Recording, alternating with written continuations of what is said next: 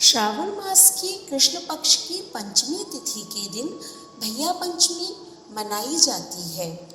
भैया पंचमी को भैया पांचम भी कहा जाता है। भैया पांचम का व्रत सावन माह में पड़ने वाली कृष्ण पक्ष की पंचमी तिथि को पड़ता है। हालांकि आंचलिक विविधता के कारण यह पर्व कहीं कहीं पर सावन माह में पड़ने वाली शुक्ल पक्ष की पंचमी तिथि को भी मनाया जाता है।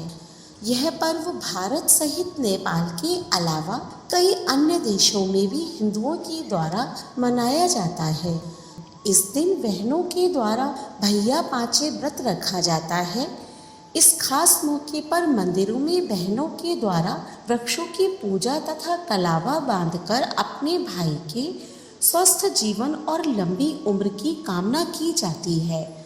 तो आइए हम सब भी जानते हैं कि भैया पांचे कब है और इसका क्या महत्व है, साथ ही इसकी पूजा विधि क्या है और इस दिन की कथा क्या है। नमस्कार, स्वागत है आपका सनातन ज्ञान और संस्कार चैनल पे। इस वर्ष भैया पांचे 7 जुलाई 2023 शुक्रवार के दिन है। यह भाई बहन का पवित्र त्योहार है। इस व्रत में बहनें अपने भाई के लिए मंगल कामना करती हैं और उनके लिए व्रत रखती हैं। भैया पांचे की पूजा विधि। इस दिन सुबह जल्दी उठकर स्नान किया जाता है। एक पात्र में रात के भीगे हुए चने, मोठ, पैसे, हल्दी, कच्चा दूध मिलाकर जल से भरा हुआ लोटा लेकर एक पौधे के पास जाते हैं। पौधे की किसी एक टहनी पर जल चढ़ाया जाता है और हल्दी का तिलक लगाया जाता है। घर के सदस्यों को भी हल्दी का टीका लगाया जाता है। लोटे पर कलावा बांधकर उस पर स्वास्तिक का चिन्ह बनाया जाता है। भैया पांचे के दिन कहानी सुनाने का प्रचलन है। कहानी सुनते हुए हाथ में मोठ चने लेकर छीलते रहते हैं और कहानी सुनने के बाद मोठ चने वहीं चढ़ा दिए जाते हैं। इसके पश्चात सूर्य देव को जल चढ़ाया जाता है। वहीं घर के दरवाजे पर भी स्वास्तिक का प्रतीक बनाया जाता है। इसके बाद पानी लेकर मोठ, चने, फल, मिठाई, रुपए सब एक थाली में रखकर सीधा निकालते हैं। यह सीधा सास, जेठानी, नंद आदि को दिया जाता है। इनमें से अगर कोई भी ना हो तो यह सीधा या वायना किसी बुजुर्ग महिला को भी दिया जा सकता है। भैया पांचे के दिन व्रत कथा का बहुत अधिक महत्व है, क्योंकि पूजन के समय कथा का श्रवण अवश्य किया जाता है। तो आइए सुनते हैं भैया पांचे की व्रत कथा को। कथा के अनुसार ऐसा कहा जाता है कि एक गांव में एक गरीब माँ बेटे रहते थे। भैया पांचे के दौरान बेटे ने अपनी माँ से कहा, माँ मैं अपनी बहन के घर राखी बंधवाने जा रहा हूँ। माँ ने कहा कि बेटा हमारे पास तो कुछ भी नहीं है, हम क्या देंगे। बेटे ने कहा लकड़ी बेचकर जो मिलता है वह पर्याप्त है। यह कहकर बेटा अपनी बहन के घर रवाना हो गया। वह अपनी बहन के घर पहुँचता है।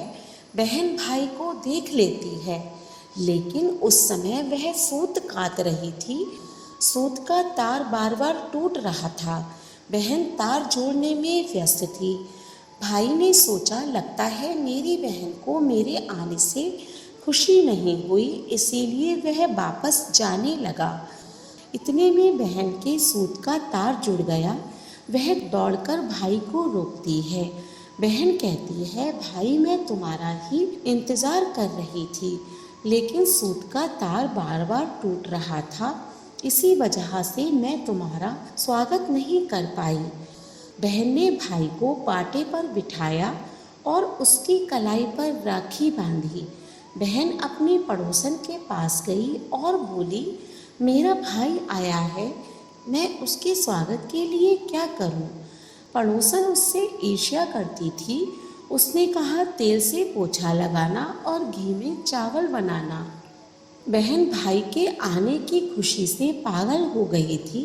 उसने वैसा ही किया जैसा पड़ोसन ने बताया।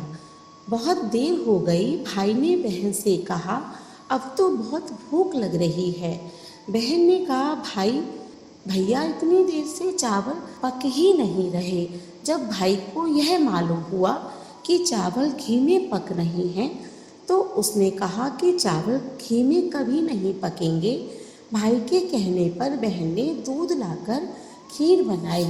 बहन ने भाई को बहुत से पकवान बनाकर खिलाए।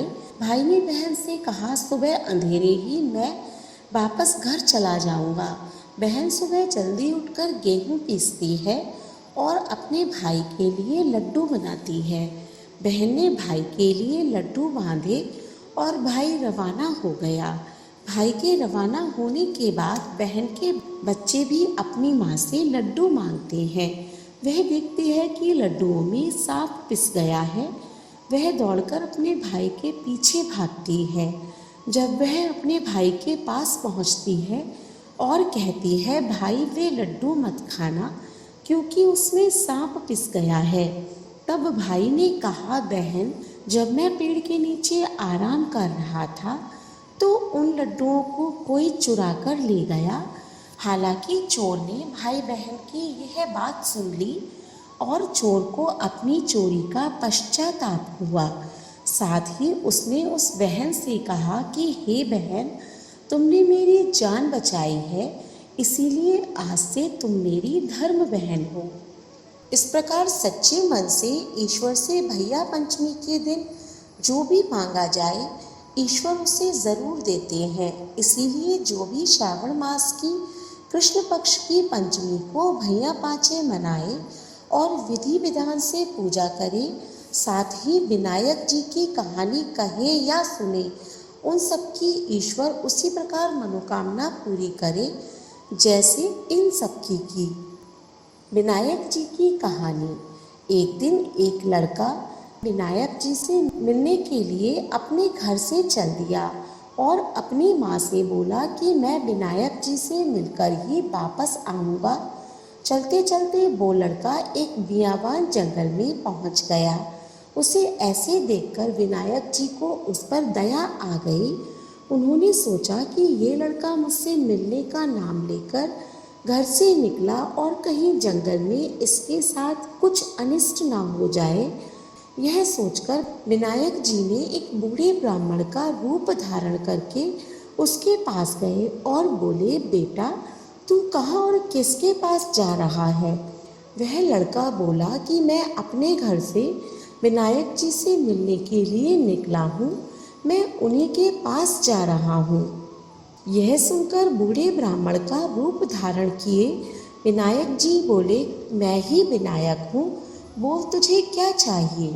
जो भी मांगना है मांग ले, परंतु एक बार ही मांगना।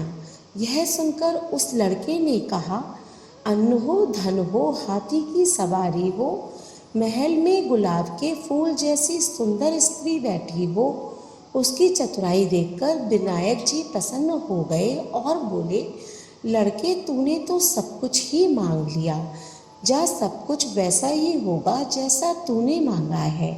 वो लड़का फिर अपने घर आया तो उसने देखा कि एक सुंदर सी बहू चौकी पर बैठी है और घर में बहुत सा धन आ गया है। उस लड़के ने अपनी माँ से कहा, देख माँ, मुझे विनायक जी ने कितना धन दिया, ये सब मैंने विनायक जी से मांगा है। हे विनायक जी महाराज, जैसे आपने उस लड़के की सुनी वैसे सबकी सुनना, जैसे उसको दिया वैसा सबको देना। कहने सुनने वाले हमारे पूरे परिवार की मनोकामनाओं को पूर्ण करना। बोलिए गणेश जी भगवान की जय।